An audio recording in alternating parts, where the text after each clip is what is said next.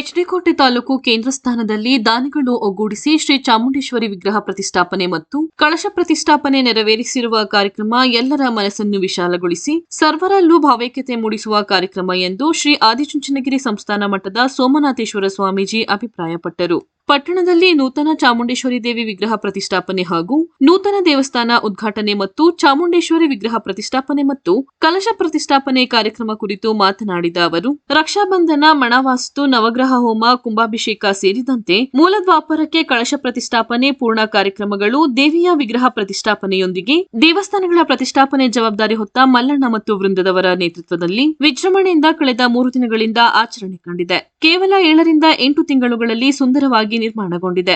ದೇವಸ್ಥಾನದ ನಿರ್ಮಾಣಕ್ಕೆ ದಾನಿಗಳ ಒಟ್ಟುಗೂಡಿಸಿ ಸಹಾಯ ಪಡೆದು ವಿಶಾಲವಾದ ದೇವಸ್ಥಾನ ನಿರ್ಮಾಣ ಮಾಡಿರುವುದು ಪವಿತ್ರ ಕಾರ್ಯ ಎಂದು ತಿಳಿಸಿದರು. 1ನೇ ತಾರೀಕಿನಿಂದ 3 ದಿವಸಗಳಿಂದ ನಿರಂತರವಾಗಿ ದೇವಸ್ಥಾನದ ಪ್ರತಿಷ್ಠಾಪನಾ ಮಹೋತ್ಸವ ಕಾರ್ಯಕ್ರಮ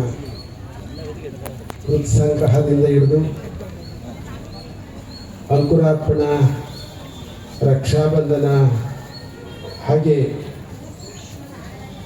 ಪುಣ್ಯ ವಾಸ್ತು ಕಾರ್ಯಕ್ರಮಗಳು, ನವಗ್ರಹ ಹೋಮ, ಹಾಗೆ ಕುಂಭಾಭಿಷೇಕದ ಈ ಪೂರ್ಣಾವತಿಯ ಕಾರ್ಯಕ್ರಮ ಪೂರ್ಣಗೊಂಡು ದೇವಿಯ ಪ್ರತಿಷ್ಠಾಪನೆಯಾಗಿ ಮೂಲ ಗೋಪುರಕ್ಕೆ ಕಳಸ ಸ್ಥಾಪನೆಯನ್ನು ಮಾಡಿಸುವಂಥ ಎಲ್ಲ ಕಾರ್ಯಕ್ರಮಗಳನ್ನು ನಮ್ಮ ನಿವೃತ್ತ ಶೈವಾಗಮ ಅಧ್ಯಾಪಕರಾಗಿ ನಾಡಿನ ಮೂಲೆಯಲ್ಲಿ ಈ ದೇವಸ್ಥಾನಗಳ ಪ್ರತಿಷ್ಠಾಪನಾ ಜವಾಬ್ದಾರಿಯನ್ನು ಹೊರ್ತಾ ಇರುವಂಥ ಶ್ರೀ ಮಲ್ಲಣ್ಣ ಅವರ ಕಡೆಯಿಂದ, ಅವರ ವೃಂದದವರಿಂದ ಈ ಕಾರ್ಯಕ್ರಮ ತುಂಬ ಚೆನ್ನಾಗಿ ನಡೆದಿದೆ.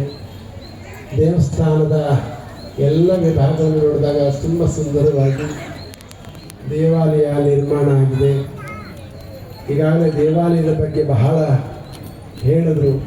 ಕೇವಲ 7-8 ತಿಂಗಳಲ್ಲಿ ಇಂಥ ಸುಂದರವಾದ ದೇವಸ್ಥಾನ ಆಗಿದೆ.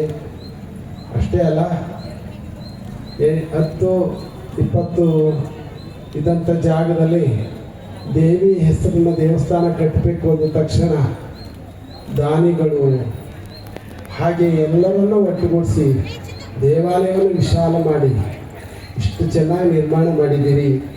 ಇದು ಭಾವೈಕ್ಯತೆಯನ್ನು, ಎಲ್ಲರ ಮನಸ್ಸನ್ನು ವಿಶಾಲಗೊಳಿಸುವಂಥ ಒಳ್ಳೆಯ ಪವಿತ್ರ ಕಾರ್ಯಕ್ರಮವನ್ನು ನಮ್ಮ ಚಾಮುಂಡೇಶ್ವರಿ ಸೇವಾ ಟ್ರಸ್ಟ್ನವರು ಮಾಡಿರುವಂಥದ್ದು.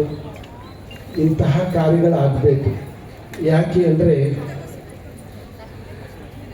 ನಾವು ಜೀವನದಲ್ಲಿ ಹೇಗೋ ಬಂದ್ಬಿಟ್ಟಿದ್ದೀವಿ ಈ ಪ್ರಪಂಚಕ್ಕೆ. ಮತ್ತು ನಾವು ಇಲ್ಲಿಂದ ಎಲ್ಲಿಗೆ ಹೋಗ್ತೀವಿ ಅಂತ ಗೊತ್ತಿಲ್ಲ, ಎಲ್ಲಿಂದಲೂ ಬಂದ್ಬಿಟ್ಟಿದ್ದೀವಿ.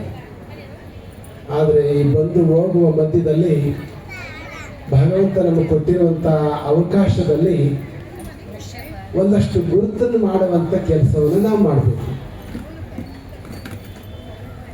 ನೋಡಿ, ನಮ್ಮ ಮುಂದೆ ಇರುವಂಥ ಒಂದು ತೆಂಗಿನ ಮರನೇ ತೆಗೆದುಕೊಳ್ಳಿ, ಅದು ಗರಿಯನ್ನು ಬಿಡ್ತದೆ. ಆ ಗರಿ ಎಷ್ಟು ದಿವಸ ಇರ್ತದೋ ಅಷ್ಟು ದಿವಸ ಇದ್ದು ತಾನು ಬೀಳುವಾಗ ಅದು ಒಂದು ಗುರುತು ಬಿಟ್ಟು ಬೀಳ್ತದೆ. ನೋಡಿ,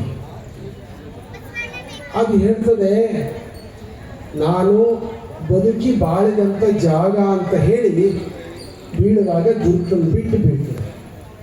ಮಾಜಿ ಸಚಿವ ಎಂ ಶಿವಣ್ಣ ಮಾತನಾಡಿ, ಮೈಸೂರು ಜಿಲ್ಲೆ ಭಕ್ತರಲ್ಲಿ ಶ್ರೀ ಚಾಮುಂಡೇಶ್ವರಿ ದೇವಿ ಮೇಲೆ ವಿಶೇಷವಾದ ಭಕ್ತಿಭಾವವಿದೆ. ತಾಲೂಕಿನ ಭಕ್ತರು ದೇವಿ ದರ್ಶನ, ಪೂಜಾ ಕೈಂಕರ್ಯಗಳಿಗೆ ಮೈಸೂರಿನ ಚಾಮುಂಡೇಶ್ವರಿ ಬೆಟ್ಟಕ್ಕೆ ತೆರಳಬೇಕಿತ್ತು. ತಾಲೂಕು ಕೇಂದ್ರ ಸ್ಥಾನದಲ್ಲಿ ಕಡಿಮೆ ಅವಧಿಯಲ್ಲಿ ಸರ್ವ ಜನಾಂಗದ ವಿಶ್ವಾಸ ಗಳಿಸಿ ದೇವಸ್ಥಾನ ಟ್ರಸ್ಟ್ ವತಿಯಿಂದ ದೇವಿ ವಿಗ್ರಹ ಹಾಗೂ ಕಳಶ ಸ್ಥಾಪನೆ ಹಾಗೂ ದೇವಾಲಯ ಉದ್ಘಾಟನೆಗೊಳಿಸಿರುವುದು ಅಪಾರ ಭಕ್ತರ ಭಾವನೆಗೆ ನೀಡಿದ ವಿಶೇಷ ಕೊಡುಗೆ ಎಂದರು. ನಮ್ಮ ಕೈಲಿಂದ ಸಾಧ್ಯ ಆದಷ್ಟು ಅಂದರೆ ಪ್ರಾರಂಭದಲ್ಲಿ ದೇವಸ್ಥಾನ ನಿರ್ಮಾಣಕ್ಕೆ 1 ಲಕ್ಷ ನಾವೇ ಸ್ವತಃ ಹಾಕೊಂಡು, ಆಮೇಲಿಂದ ದಾನಿಗಳಿಂದ, ಇಟ್ಟಿಗೆ ಕೊಡೋರಿಂದ, ಸಿಮೆಂಟ್ ಕೊಡೋರಿಂದ, ಎಲ್ಲ ಭಕ್ತಾದಿಗಳಿಂದ ನಾವು ಮಾಡಿ ಈ ದೇವಸ್ಥಾನವನ್ನು ನಿರ್ಮಾಣ ಮಾಡೋದಕ್ಕೆ ಎಲ್ಲ ಸಹಕಾರ ಇದೆ ಅಂತ ಮಾತನ್ನ ಅವರು ಪ್ರಸ್ತಾಪ ಮಾಡ್ತಾ ಇದ್ರು. ಬಹುಶಃ ನನಗಂತೂ ಭಾರಿ ಸಂತೋಷ ಆಗಿದೆ. ಇಂಥ ದೇವಸ್ಥಾನವನ್ನು ನಿರ್ಮಾಣ ಮಾಡಿ ಹೆಗ್ಗಡದೇವನಕೋಟೆ ತಾಲೂಕಿನ ಒಂದು ದೊಡ್ಡ ಕಳೆಯನ್ನು ತಾವು ತಂದುಕೊಂಡಿರ್ತಕ್ಕಂಥದ್ದಕ್ಕೆ ಸೇವಾ ಸಮಿತಿಯವರಿಗೆ ನಾನು ತುಂಬಾ ಧನ್ಯವಾದ ಕೇಳಕ್ಕೆ ಇಚ್ಛೆ ಪಡ್ತಾ ಇದ್ದೇನೆ. ಇವತ್ತು ಈ ಕಾರ್ಯಕ್ರಮ ಬಹುಶಃ ಪೂಜ್ಯ ಸ್ವಾಮಿಗಳು ಬೆಳಿಗ್ಗೆನೇ ಬಂದು ಎಲ್ಲ ಕಾರ್ಯಕ್ರಮದಲ್ಲೂ ಭಾಗವಹಿಸಿ ಬಹುಶಃ ಅವರು ಸಾನ್ನಿಧ್ಯವನ್ನು ವಹಿಸಿರ್ತಕ್ಕಂಥದ್ದು ಕೂಡ ನನಗೆ ಭಾರಿ ಸಂತೋಷ ಆಗ್ತದೆ. ನಿನ್ನೆ ಅಷ್ಟೇ ಕೇಳ್ಪಟ್ಟೆ, ಸುತ್ತೂರು ಶ್ರೀಗಳು ನಿನ್ನೆ ಕೂಡ ಬಂದು ಅವರು ಕೂಡ ಈ ದೇವತಾ ಕಾರ್ಯಕ್ರಮದಲ್ಲಿ ಭಾಗವಹಿಸಿ ಅವರು ಕೂಡ ನಿನ್ನೆ ತಳ್ಳಿದ್ದಾರೆ ಅಂತ ಹೇಳಿ, ನಾನು ನಿನ್ನೆ ನಮ್ಮ ಶಾಸಕರಿಗೆ ಯಾವುದೋ ವಿಚಾರಕ್ಕೆ ಫೋನ್ ಮಾಡಿದ್ದೆ, ನಾಳೆ ಕಾರ್ಯಕ್ರಮ ಇದೆಲ್ಲ ನೀವು ಬನ್ನಿ ನಿಮ್ಮದೇ ಅಧ್ಯಕ್ಷತೆ ಅಂತೇಳಿ. ನಾನು ಅನೇಕ ಕೆಲಸ ಕಾರ್ಯಗಳ ನಿಮಿತ್ತವಾಗಿ ಹೆಗ್ಗಡದೇವನಕೋಟೆ ತಾಲೂಕಿನ ಕೆಲವರು ಅಭಿವೃದ್ಧಿ ಕಾರ್ಯಗಳ ನಿಮಿತ್ತವಾಗಿ ದೆಹಲಿಯಲ್ಲಿದ್ದೀನಿ ಸರ್, ತಾವು ಹೋಗ್ಬನ್ನಿ ಅಂತ ಮಾತನ್ನು ಕೂಡ ಶಾಸಕರು ಹೇಳ್ತಾ ಇದ್ರು. ಇಂತಹ ಸಂದರ್ಭದಲ್ಲಿ ದೇವಸ್ಥಾನ ನಿರ್ಮಾಣ ಮಾಡುವಾಗ ನಿಜಕ್ಕೂ ಕೂಡ ಇವತ್ತು ಧರ್ಮಸ್ಥಳದವರು ಕೂಡ ಸ್ವಲ್ಪ ಹಣ ಕೊಟ್ಟಿದ್ದಾರೆ ಅಂತ ಮಾತನ್ನ ಹೇಳ್ತಾ ಇದ್ರು. 2 ಲಕ್ಷ ರೂಪಾಯಿ ಕೊಟ್ಟಿದ್ದಾರೆ ಅಂತ ಹೇಳಿ.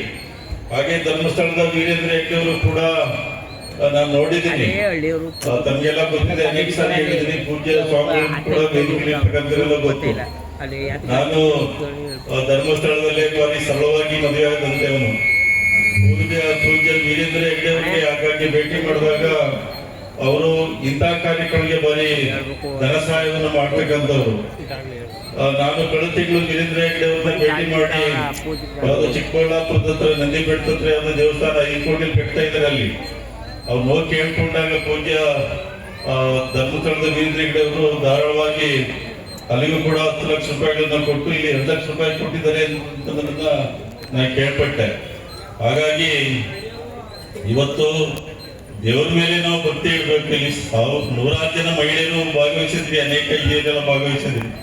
ದೇವರಲ್ಲಿ ಹಿರಿಯರಲ್ಲಿ ನಾವು ಭಕ್ತಿ ಭಾವನೆಗಳು ಇಟ್ಕೊಳ್ಳಿಲ್ಲ ಅಂತ ಹೇಳಿದ್ರೆ ಜಗತ್ತು ಎಲ್ಲೆಲ್ಲೋ ಹೊಟ್ಟೋಯ್ತದೆ. ಇವತ್ತು ದಿನ ಕಡಿಮೆ ಆಗ್ತದೆ. ಗುರು ಹಿರಿಯರಲ್ಲಿ ಒಂದು ನಯಾವಿನಯ ಕಡಿಮೆ ಆಗೋದು, ಭಕ್ತಿ ಭಾವನೆ ಕಡಿಮೆ ಆಗೋದು, ತಂದೆ ತಾಯಿಗಳಲ್ಲಿ ಒಂದು ಭಕ್ತಿ ಭಾವನೆ ಕಡಿಮೆ ಆಗ್ತಕ್ಕಂಥದ್ದು, ದೇವರುಗಳಲ್ಲಿ ಭಕ್ತಿ ಭಾವನೆ ಕಡಿಮೆ ಆಗೋದಿವ. ಆದ್ರೆ ಬಹುಶಃ ಜಗತ್ತಿನಲ್ಲಿ ಏನೇನೋ ಆಗೋಗ್ತದೆ. ವಿವಿಧ ಪೂಜಾ ಕೈಂಕರ್ಯಗಳು ಮತ್ತು ವಿವಿಧ ಸಾಂಸ್ಕೃತಿಕ ಕಾರ್ಯಕ್ರಮಗಳೊಂದಿಗೆ ಆಚರಣೆ ಕಂಡು ನೂತನ ದೇವಿ ವಿಗ್ರಹ ಪ್ರತಿಷ್ಠಾಪನೆ ಮತ್ತು ನೂತನ ದೇವಾಲಯ ಉದ್ಘಾಟನೆಯೊಂದಿಗೆ 3ನೇ ದಿನದ ಅದ್ದೂರಿ ಭಾವೈಕ್ಯತೆ ಕಾರ್ಯಕ್ರಮಕ್ಕೆ ಶುಕ್ರವಾರ ತೆರೆಬಿದ್ದಿತು.